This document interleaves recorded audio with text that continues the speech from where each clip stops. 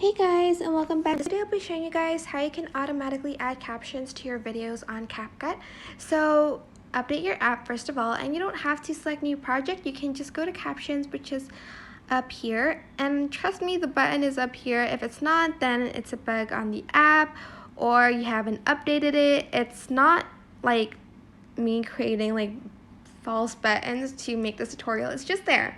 It's just a quick shortcut to do it up here. So select Captions, select the video, and select the language, and you're going to select the checkmark button. Trust me, this is free. You don't have to select the what's it called, the like pro options.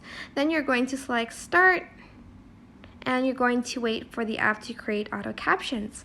And that is basically it. Super simple, but I hope this tutorial was helpful for you guys. Don't forget to like, comment, share, and also subscribe to this channel if you haven't done that already.